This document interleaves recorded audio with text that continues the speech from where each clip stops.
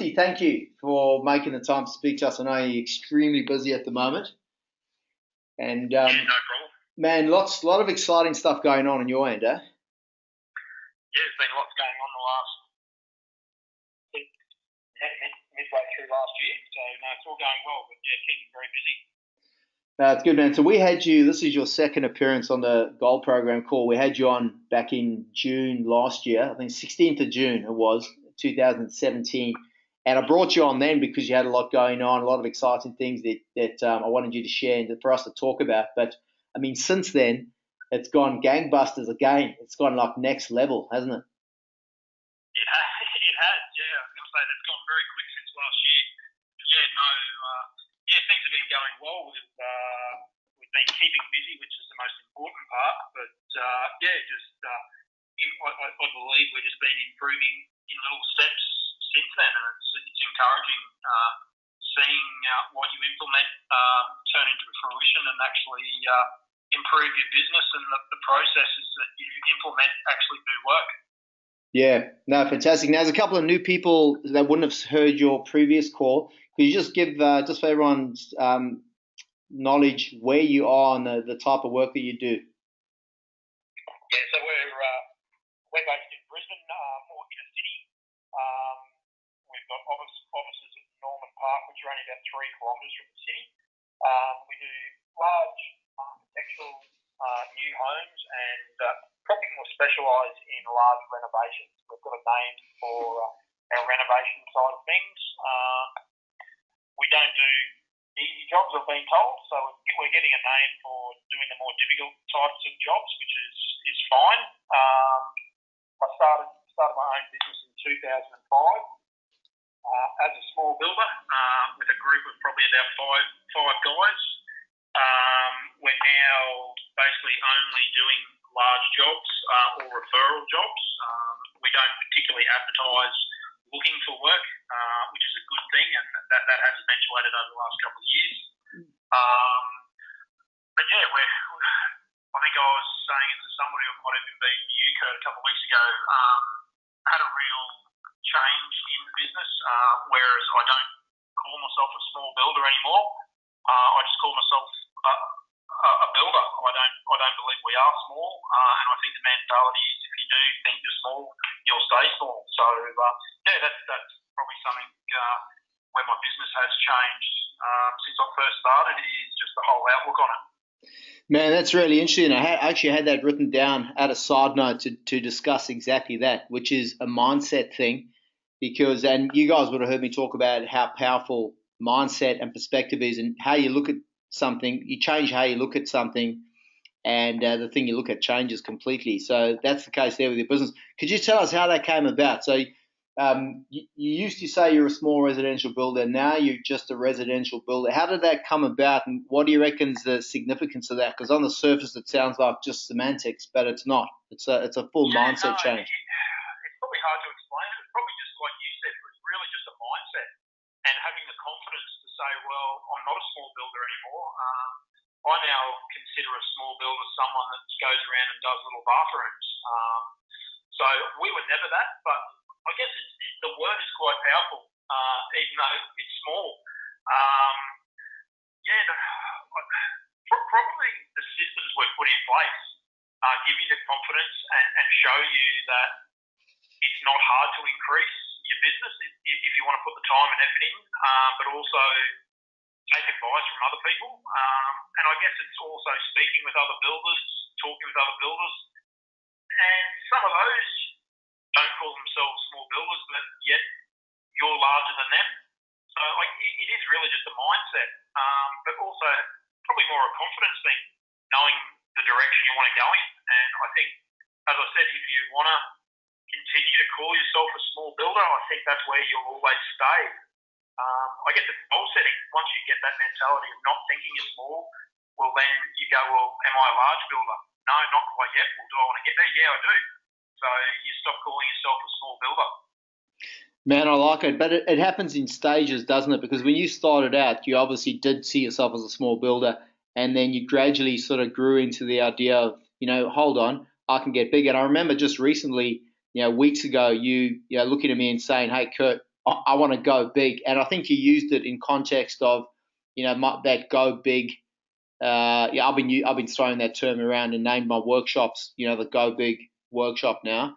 And I'll explain to people it's not just about going big in terms of size, but going big in terms of like the how far can you go with your quality, how much better can you go with your leadership in all areas. So Yeah, correct. mm, Yeah, I think when I said to you I want to go big, I think I did say and I agree that there's a certain point I want to get to. And I don't mean like I want to go big. I don't want to be turning over $200 million a year. I want to get to a point of where I consider myself big, but have the same quality that I have now as the size we are. But yeah, going big is increasing the business, increasing the drive, increasing our quality, obviously increasing profit margins as well, which is one of the most important. absolutely. But yeah, I think it's again, there's people probably on this call, and there's people out there quite easily that have been in the game a lot longer than me. But I've been around a lot of old school builders as well. And one of the things I've learned from them is, go big, but do it in steps. You can't just do it overnight. And I think by having the processes, having you on board, having other different people on board, you can take those small steps and know that you're doing the right thing, so that when you get big, you're already there. You don't have to put things in place. And it seems getting bigger is not such a big mountain to climb as such. Yeah, and I think it for you, just having worked with you, it was a case of you got your margins to a point, and we'll talk about the specifics of that a little bit later. But your margins are very impressive, like your gross profit and then the net profit that you're looking at and the potential. So when you've got a handle on that and you understand the numbers well enough, and you've got the confidence to know that you can replicate that, like you can at least do that going forward, that's when you obviously start thinking about, well, what if I did go bigger on volume and held the margin where it's at, whilst also keeping the fixed expenses under control. And I had that conversation where all of a sudden the net profit becomes exponential, and that's it's not all about the money, but it is, because that money gives you the opportunity to then do developments or look at other system development, people development, these opportunities that money brings. Yeah, certainly, yeah. And I guess it's the same as, I guess, an athlete. If you put the time in, if you're a sprinter and you put the time in and you've trained well, when you go to have your race, you're prepared and you're confident. And I think that's the same in business. If you've put the time in, you've got those processes in place, you're confident, and that shows not only to your clients but to your staff. And I think that then it filters down in every aspect. So I think it gives everybody within your whole business confidence, which then the more confident you are without being arrogant, the better you do, and then I think everything else flows on from that as well. Yes. No, cool. So I want to get into some of the specific changes that you make, because there are some specific things, some critical distinctions, I suppose, that have you've put in place that have had an impact on your profit and the results you're achieving. But before we do that, you're a very motivated guy. And what drives you, Daniel? What what gets you motivated? Probably the biggest thing over the last couple of years is having children, or having a daughter. That's probably my biggest motivation now, is to make sure that she's supported and well looked after without being spoiled, but setting her up for the next 40 or 50 years. That's a big thing, family. Wanting to succeed, to make people proud of what I have accomplished, but also what I do as a builder. I love people coming to me and saying that they've watched a project that we've done, and that they might never ever use it, or they might have been a neighbour in the street, but they come to me and say that I've got great staff, that our sites are clean. I had, I guess I can say this, I had a very high-end architect in Brisbane we've been doing a first job for, and he's very well respected in Brisbane, and I have a meeting with him and a project manager and the client on a weekly basis, And about a month ago, he turned up to site 20 minutes prior, and both of us were chatting. And he said to me, and it was something that I'm proud of, and it's probably been brought through my father, I guess, in a way, because he's in developments and knows construction. But the architect said to me that I'm probably the tidiest, cleanest builder on site that he's ever seen. And that was a good thing, because that is a sticking point of mine. I hate untidy work sites. I like really tidy work sites. So those kind of things, only little, but they make you understand that you're going down the right path, that you're doing the right things. So that kind of pushes me further to keep implementing things and know that I'm doing them right. I guess you pushed me too, Kurt, so that's good, and that's something that I was after as well. But yeah, the drive is family and friends and creating a good product. I want to be one of the best builders in Brisbane, or if not in Queensland. I'm not a small builder, so let's go Queensland. I love it. That's it. And I think there's some of the guys listening. I mean, I had a conversation yesterday with someone, one of the guys that said, Kurt, I need you to push me. And this is a guy that's successful. Like he's got more, financially has more residual income than he needs, but was not comfortable with the fact that he's living below his potential, and he needs to push himself, because that's what we're wired to do. Like we need to be constantly facing into some challenges and improving ourselves all the time. That, for me, is what makes people happy, right? That's when you're at your happiest.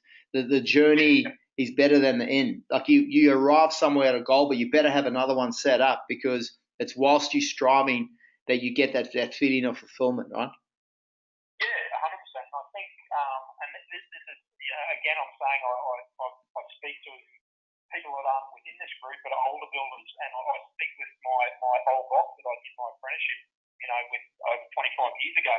And I still rely on him for a little bit of advice as well, and consider him a good friend.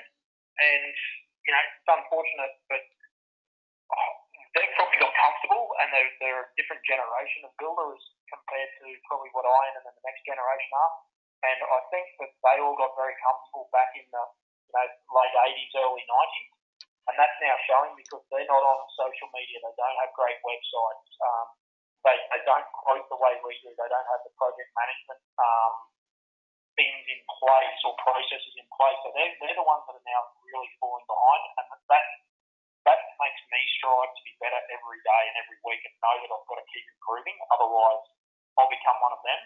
And not saying that they haven't been successful. Surely they have. And they're doing well, but they could have been a lot better. And they're starting to struggle a little now. Absolutely. And look, yeah. Yeah, you've got to. Like in this day and age, you need to be improving all the time, just to stay, up to speed with the guys that are doing that all the time. So that quote by Eric Hoffer, the learners will inherit the earth, and the other one, and the learned. Yeah. So that's what's happening there. Guys that feel like they know how to build, and that's enough. They don't need to do any more. You can just imagine those old school guys, if they kept all the names and contact details of everyone that they were ever in touch with throughout their entire career. So they built up a database and then transferred it over to, some online CRM system or email marketing system, and then continue to showcase and do the things that, the guys like you are doing now. How valuable that would be. Yeah. Oh, yeah, 100%. And, it feels like literally every week, but it's probably every 2 to 3 weeks, we're improving something or trying to implement something or do something new. And I think that's important. Whether it works, you don't know until you try it. If it doesn't work, well, you stop doing it and you move on to the next one. So, yeah, having you as well, I totally agree. It does push you, and it makes you set goals, and it makes you think, well, geez, shit, Kurt's ringing me next week. I better make sure I've got this done, or let's talk about this and see what Kurt thinks about setting this goal. So, yeah, it definitely pushes you and improves you as a person, but also as a business owner, I believe. Yeah, no, magic. So, starting to talk about some of the specific changes, Daniel. Last time we spoke, so back in June last year, we spent some time talking about your sales process. That was something that you worked on in the early days when we started working together, obviously using preliminary agreements, charging for quotes, and you're talking about how You even had architects signing up some people for you. But since then, you've obviously taken all that to another level in line with what you've just been saying, which is constant and never-ending improvement. The focus has been on client education, hasn't it? Can you tell us a bit more about that? Like, what's your sales process like now from the client's perspective when they make contact with you? What's the process like? Well, I have a process now. I think before I met you, I didn't really have a process, so it's gone tenfold. And even since, I think you were saying June or July of last year, I've probably improved that by 100% again. And I want to improve it 100% by the end of this year. So the things, the biggest things we've implemented are basically controlling the client right from that initial first contact, and I think that again goes back to a confidence thing, knowing you've got those processes in place and being confident with what you're doing. So having the preliminary agreements is a huge one now that we have implemented and use all the time. Having the client questionnaire, I couldn't. That's probably been. I know it sounds very simple and small, but it's one of the biggest things that has improved our business is being able to choose more who we want to work for and not the other way. Whereas I think probably 5-10 years ago, we were taking basically on anyone because we wanted to work and were scared of not having work. Whereas now with our questionnaires, because of our inquiry rate, we get to decide who we want to work for now.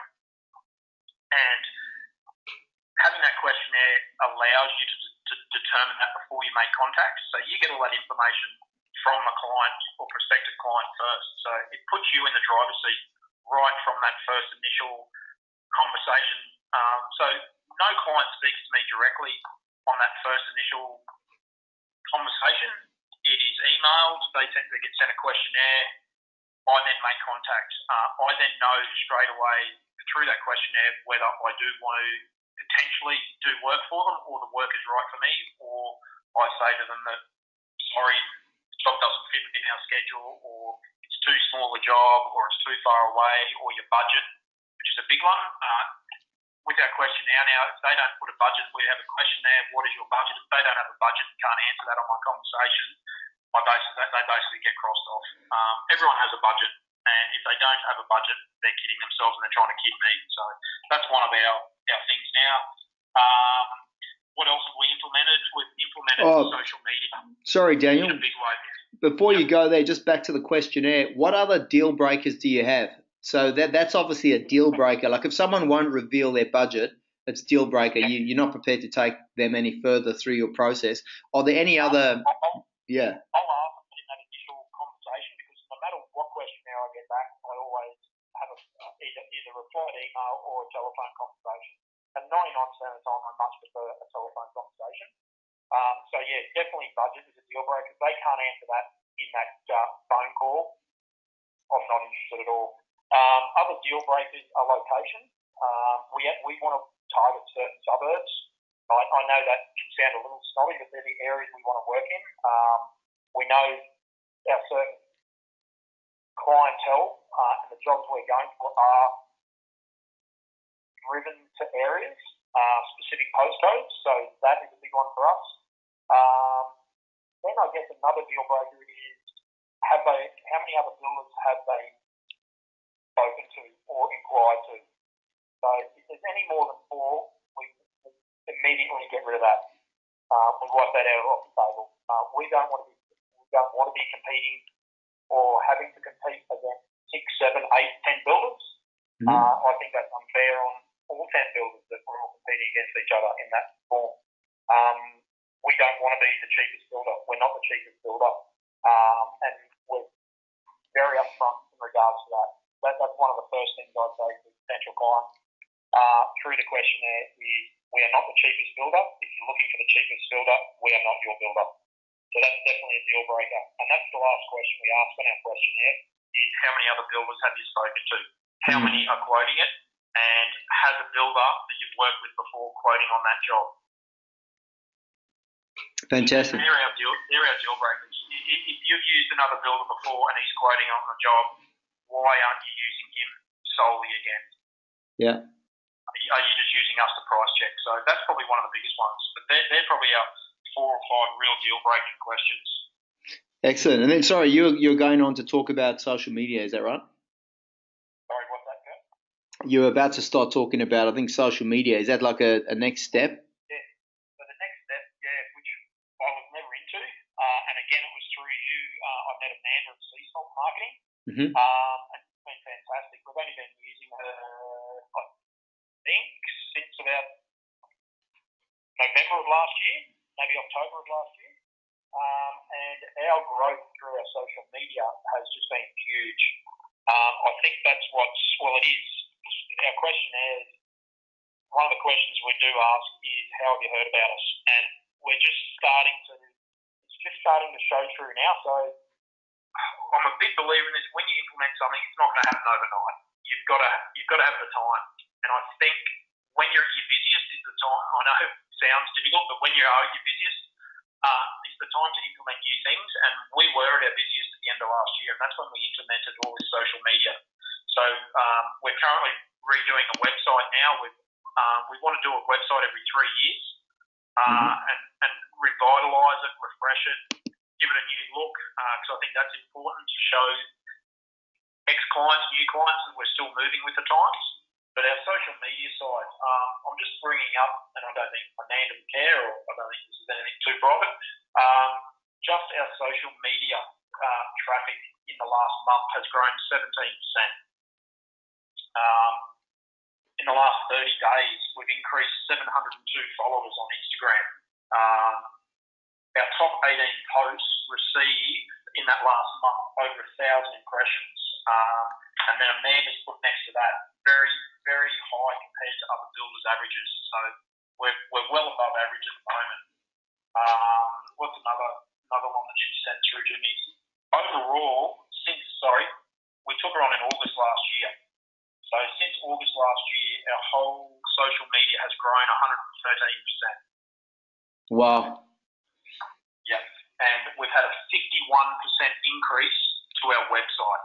So to me, that's why we're getting, I think you said we're averaging 2 to 3 inquiries every day for probably the last month. We've had probably 30 inquiries or questionnaires sent back to us since the beginning of February. And a lot of those, at least probably half of those, were disregarded.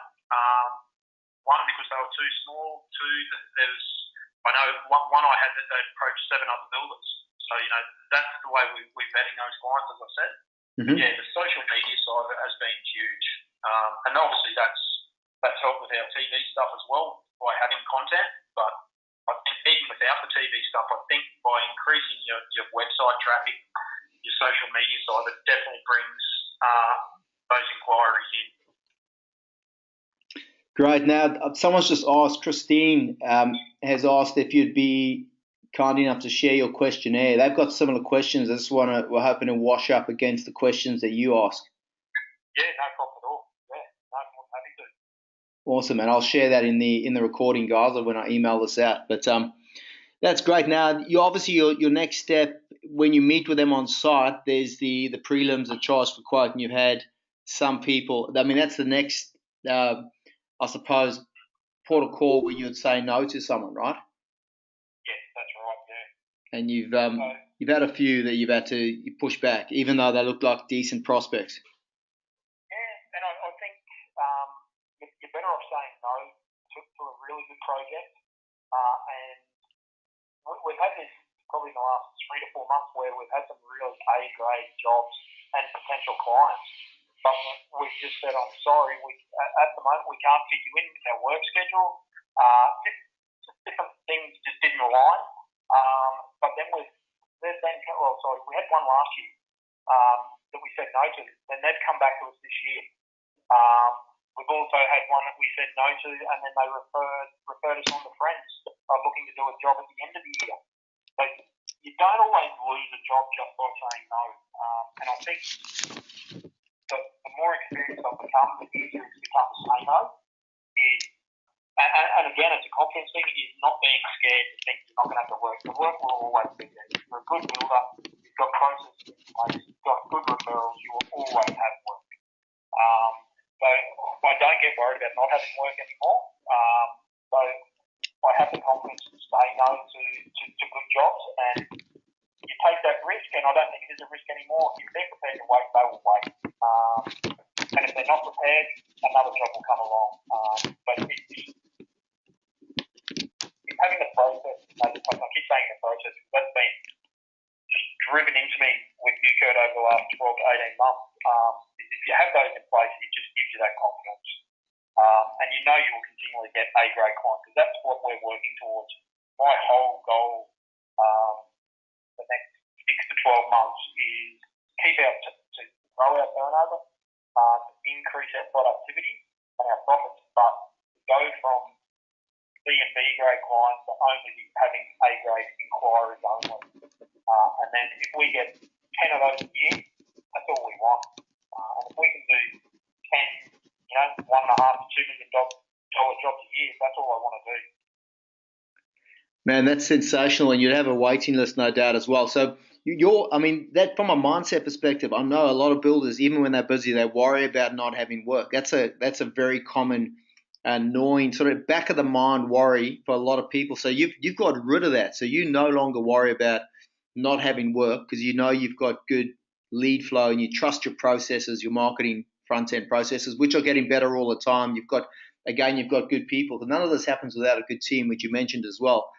But just so people know your workflow, just to give people an indication, what's your workflow looking like at the moment in terms of projects in the pipeline and what you've got ahead of you for this year? Well, we're booked out for the year.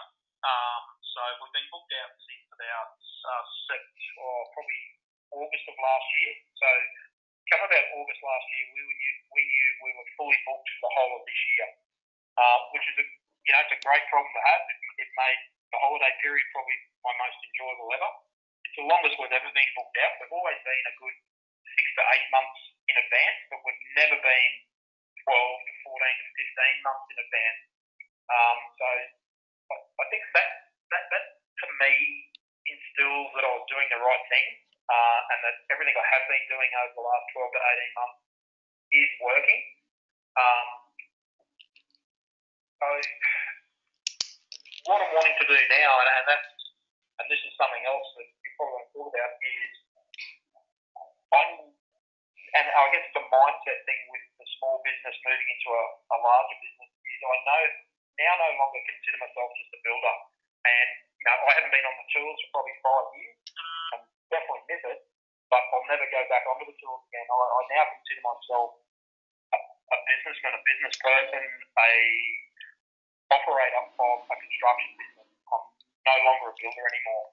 And I think that mindset has improved me greatly, knowing that, hey, if I can build, but I can also pay people to do that work for me, I'm better off spending my time in the sales side of things, getting my A-grade clients, spending time with my clients, speaking with architects, doing the back end side of the business instead of the front end hammering of the nail scenario.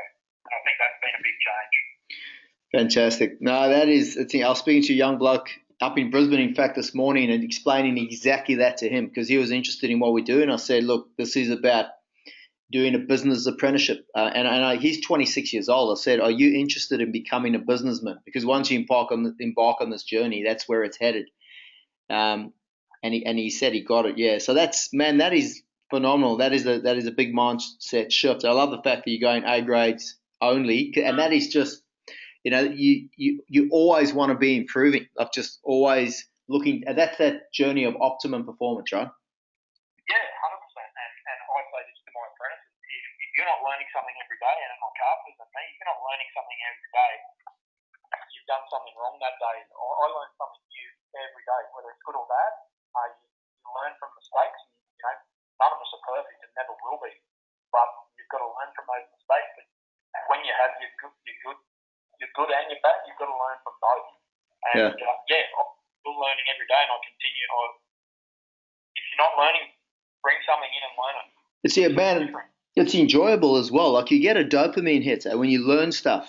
It's like you get something from it. It's great, and then you get not only that, but you get the value from the thing you've learned. Yeah, which it adds value, which then everything goes up. Yeah, everything gets better. You attract better clients. So want to talk about margins. So obviously your margins are off the chart in terms of gross profit margin relative to a lot of other people.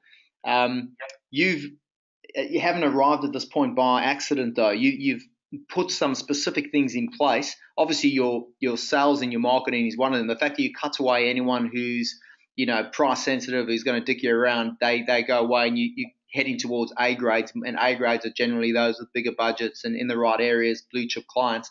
But you've done some other things as well. So talk us through some of the things that have really helped get your margins to that optimum level. Yeah, probably one of the biggest things I've done in the last 8 months is implement builder trend into our whole company. Yeah. And one of the biggest, I believe, to increase your margins, you've got to do it slowly. You can't just do it overnight. You just can't all of a sudden go from 20% to 30% and then increase that to 50% within a month. It's not going to work. You've got to do it. You've got to know what you're doing, how to do it, and do it at a rate that is achievable with the market. So, Brisbane at the moment, the market's really strong. So, I believe the time is to increase margins now, and I've been doing that since early last year because of the way things have been. I always had good margins. Again, it's a mindset. I'm always happy to lose a job than to win a job and decrease my margins because I go into that job with the mindset that I'm already losing money because I've decreased my margin. The client, it's not about the client winning, but it leaves us. Well, it doesn't leave. It starts off with a sour taste, but all of a sudden you're not making the money that you deserve to do this project. And so I stopped that years ago, and I wouldn't decrease my margins to win jobs, and I was like, I'd rather lose the job. And someone said to me years ago, you're better off going broke sitting on the beach than working your ass off on someone's job.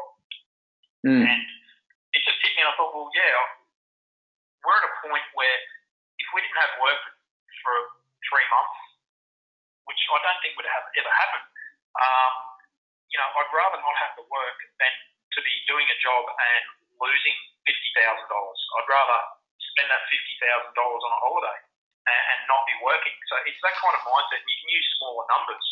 But builder trend has been huge, and to get those margins, it all comes down to your quoting, and I think that's my most important part is our accuracy of quoting. And by implementing builder trend, all my supervisors are on site more organised, my carpenters are on site are better organised through builder trend. We track every single thing through that now. Every single invoice is processed through builder trend and then goes through Xero to my bookkeeper. Time clocking is huge. I don't think you wouldn't even know this now, Cal. We've just employed, or you might do, we've just employed a new receptionist, or it's the first time I've had somebody, but she's basically coming on board 1 day a week for me, and will possibly increase, but all she's doing is data entry. She comes in for a full 8 to 9 hours every Wednesday, and all she does is data entry to build a trend. So she puts every single time clock into that, and that improves our quoting process because we then go back and look at those jobs when we're doing a new quote and go, okay, well, something as simple as, okay, we allocated an hour to hang a door, but it took an hour and 5 minutes, so we need to increase that in our quote. So it's about checking previous jobs and keeping on top of your quoting. We've employed in the last week 2 new quantity surveyors that we're teaching. That they're at uni. One's in his 4th year at uni, and the other one's in his 2nd year. So we're wanting to teach them about the process of how we work with our quoting to implement. What we're looking to do is increase in the next 12 months again our turnover. So I want to bring people in that are ready for that, so we can take on more work next year and quote more. Again, if people are prepared to pay for our quotes, we'll pump more out because they're the A-grade clients, I believe, that are prepared to pay. Yeah. Builder trend's been a big thing. Choosing the right staff as well is huge. That if you choose a mediocre carpenter just because you're busy, they're gonna lose your money. You're better off not taking on a job and not losing any money. You're staff are everything, and I believe that, and I don't just say that. Spend the time with your staff, look after them, but spend the time looking for good staff. And pay, you pay peanuts, you get monkeys. So if you pay well, you should get a good carpenter. If you don't, move them on. Don't be afraid to get rid of them. Don't have them hanging around just because you need them. Get rid of them. You'll work it out. Employ someone that's going to earn you money and make you money. Yeah. I love it, man. So Builder Trends obviously improved efficiency. You're delivering jobs with more control ahead of schedule, which is lending itself to profitability. Anthea just typed in a question, is it difficult to manage the workflow?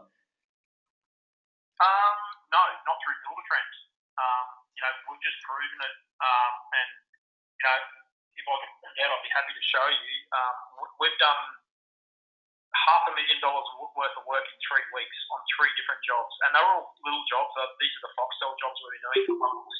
Yep. So there's $500,000 worth of work there in 3 weeks, and 3 different sites. Basically, they were north, east, and west, so they couldn't be further apart.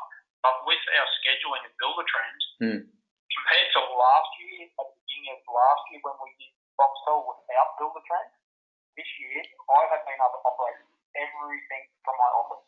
And it's been so easy. All our subcontractors have been on board. All my supervisors are all over it. All my carpenters, my apprentices, my labourer. Everyone knows what's happening every single day on every job we're doing. And if they're allocated to that job, at any time of the day, night, they can look up and know exactly what's happening for that day, tomorrow, should happen that day. If they're behind, allocations of time that they should be getting stuff done. So, no, the scheduling side of it has become a lot easier, and that's one of the reasons why my margins have bettered and increased.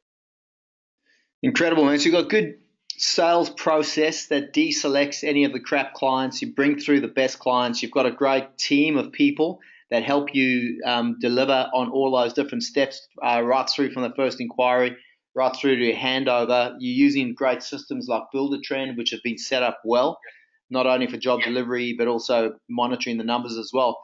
From a marketing perspective, I know you've got your big focus is to educate your clients. An educated client is obviously a better quality client for you. It takes a lot of the legwork out. So what's because you're about to embark on a new venture with your marketing in terms of video. So tell us about that. Also, just before that, Builder Trend is a marketing tool as well. We sell Builder Trend to our clients through the client portal system, and we've had great feedback on that as well. So that's something which I think, best practice processes and best practice builders use those type of things to get you ahead of other builders as well. Yes. But going the next step with our social media is going into videography. Everyone's doing it, but I want to push the boundaries as well and be the next person to do something slightly different. But using video content, doing client testimonials, showcasing our projects through video. The biggest thing for me, and I was speaking to you this, I think, a week or so ago, Kurt, because I was speaking to Felicity and Olivia at Glue Content about it, because they're coming up here in April, and we're going to do 2 days of filming and giving them content. And they asked me what I wanted to achieve, and it was a tough question, because there's lots of things I want to achieve, but the big goal for me with my video and social media is to educate my clients and potential clients, is to basically almost have a relationship with them before they even meet me or my company, is to have them look at that video content and believe that they already know us personally. So when they come to us or contact us, they're already 99% made their decision. They already feel like they already know us on a personal basis. And I think that's important. Most people, and I always say this to clients at meetings, choose a builder that you're most personable with, that you know you're going to get on well with, you know that you can work with. Don't go on price. Yes, go on reputation. Choose someone that you know you're going to get on well with, because you're going to be spending a lot of time with them. And that's where I want to take my video content with, is to get down to a personal basis. And by doing that is educating the client or potential client, showing them your processes, showing them how they would be your client, what they would see within your business, who would be working on their jobs, who the supervisors are, process of how the building works, how your contracts are staged, how your progress payments are calculated, when they're sent out, how they're sent out, how your provisional costs or how your prime costs, your revisional sums are operated through our accounting side of things. So it's making them feel at ease through the whole process of building you or renovating. And I think as a builder or building company, we all become a bit laxy-daisy in, yes, we do it on a daily basis, so we just take it for granted. But when you have a client who's never done it before, I think it's quite overwhelming for them. They don't know or they don't trust. So we want to gain that trust, and that's about educating the client, whether it be during the construction about different ways. But I think the more you can educate them prior to them actually speaking or contacting you, you're already ahead. So that's where I want to take my video stuff about educating the client and informing them as much as I possibly can prior to that initial contact. Fantastic, man. Yeah, and again, that's just going to leverage your time and get you better quality prospects as well. Yeah, and I think the more you educate, and I don't just say clients, I think educate the whole public about building and builders and construction companies. We're good at what we do, and there's always been a stigma that, we work out of a nest, all our receipts are in the glove box, and, we've got the dog in the back and we go home and drink beer all day. And I think that's changing, and it's got to change. But, I think educating the whole public about our business, we're business people, we're not just builders, is important. And by doing that, I think we gain more trust. Yes. No, and there's a percentage of people that want that. They want a builder who's proactive with systems development, who's organized, professional, and that's that best practice builder right there. Like I said at the start of the call, you sort of best practice builder personified. That's exactly what it is. Some guy who's always looking to improve every single day in whatever way possible, but you've got a game plan as well, which is great.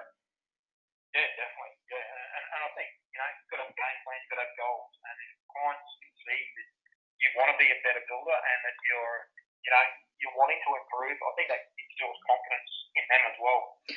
Do you find that they're the same type of people, that they tend to be goal driven and have similar values that your A-grade clients? 100%, definitely. They're business people. They don't have a lot of time, so they want to have the confidence in you. They want to know that you have processes in place that if something does go wrong, can be easily fixed or rectified immediately. They want to know schedules. Nearly every one of our clients now, when we sign a contract, we tell them within a 2-week time period we'll have that schedule up on Buildertrain. And they can look at all their TC amounts and provisional sums will all be in there, and they can see a month in advance everything that's happening on their job. Fantastic. Not too many people do that, and that's the whole idea of becoming a better builder. And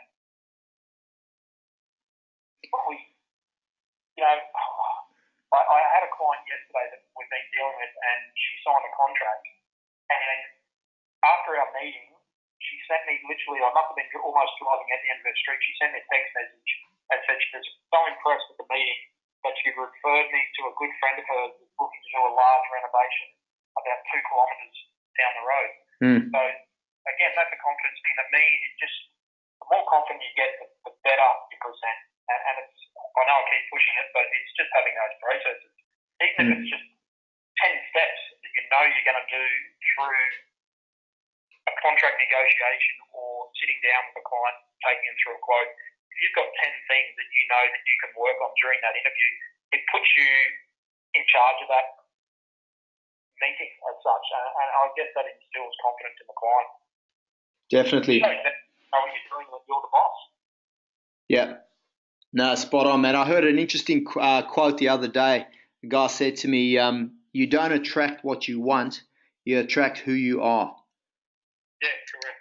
Yep. So the better you become, the better quality people you'll resonate with who you are. But, mate, we've gone over time. I've got to run. I know you do too. There's some questions coming through. Do you mind if people email you direct with 1 or 2 questions about what you spoke about? Yeah, certainly. Really appreciate it, mate. Thanks again for your time. I know we could keep talking all freaking day. There's so much exciting stuff going on. But we will talk soon anyway. Thanks again for joining us. Yeah, have a fantastic weekend. Will do. Thanks, Kurt. Appreciate it. No worries, man. Cheers, bye. Thanks to all of you for joining us as well. Got to run. I've got to call Brad and Brian. I'll be with you guys in a sec. Thanks, guys. Take care. Have a good weekend.